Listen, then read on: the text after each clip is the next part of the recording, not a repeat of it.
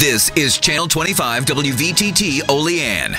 Now, from the Twin Tiers' biggest broadcast news operation, this is the 6 o'clock report with Jeff Andrulonis and Alexa Olson. Listen on News Radio 96.7 WVTT or watch on News Channel 25 WVTT television. WVTT proudly presents the 6 o'clock report.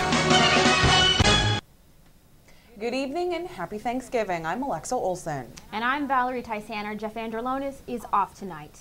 The big story tonight on the 6 o'clock report. There has been another ATV accident. This one happened in Wellsboro earlier this afternoon. Current reports say a 12-year-old is injured, and the accident did happen off Heiss Run Road. We have no more information on it at this time, but we will keep you updated as we get more information.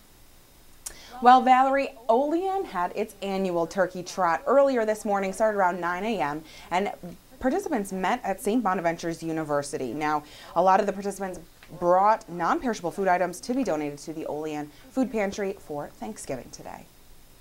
And it will be a hard Thanksgiving for families hit by Hurricane Sandy. New Yorkers are coming together to help.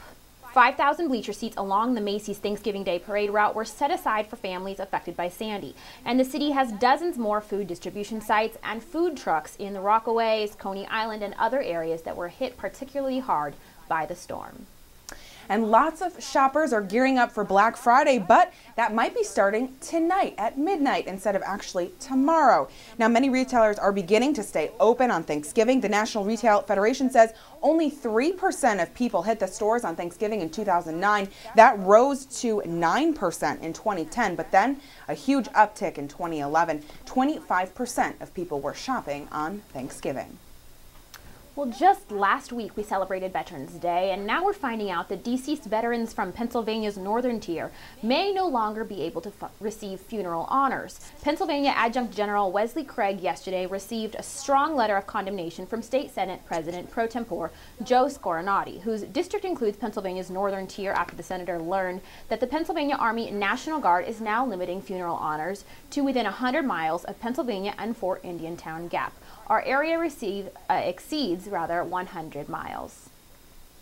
And we haven't heard the last in the Jerry Sandusky Penn State sex abuse case. Yesterday, the judge who heard the case gave the okay for the ABC television network to obtain copies of 15 photos used in the trial. Aaron Fisher, who was victim number 1 in the trial, has a book out about his experiences. It's called Silent No More, and ABC is reporting on that book. Both the victim and his mother supported the release, and neither the prosecutor nor Sandusky's lawyers opposed that decision.